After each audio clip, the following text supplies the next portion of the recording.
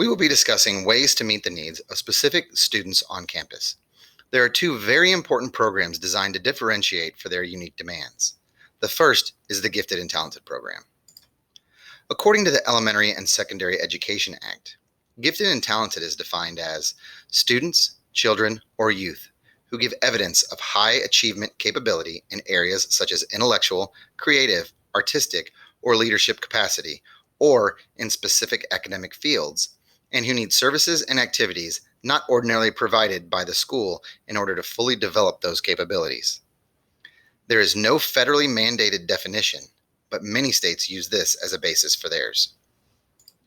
The process for identifying gifted children is typically handled at the state and local level. A student can be referred for testing from a parent, educator, or other staff member. The assessments are chosen at a local level as well, and often consider some sort of IQ or cognitive abilities test. Educators should be aware of what to look for in a gifted child.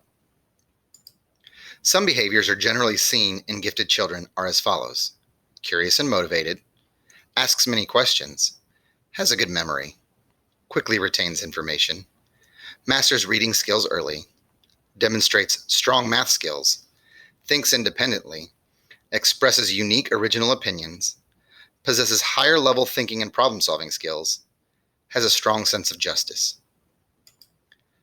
Conversely, here are some of the possible negative behaviors that gifted students can also possess: easily goes off task or off topic, impatient when not called upon in class, gets bored easily, resists repetitive work, takes on too much work, doesn't work well in groups, critical of others and themselves. It is important to note that every child is different and may show any combination of these behaviors. These are just cues that can help you understand each student. Once a student is tested, a committee of at least 3 local or district educators make the determination of placement. Additionally, there is a campus specialist that advocates for the students and is available to consult for any questions or concerns. Those that teach the gifted curriculum are required to participate in a 30-hour course initially and take an annual 6-hour certification. These classes do not mean that an educator is GT certified. There is an additional certification that may be obtained through TEA. The next program is alternative education. Alternative education is a means to help those students who are in danger of failing or dropping out. The traditional school system is not working for them, and they need a unique solution. These programs have smaller class sizes to help with the wide array of student needs. The most successful programs are considered schools of choice due to their voluntary nature. Many have an application process that the child must go through. When students want to be there, they are more likely to succeed. The school of choice is one of the 3 most widely used types of alternative school. These schools are typically magnet schools that offer specialized learning opportunities.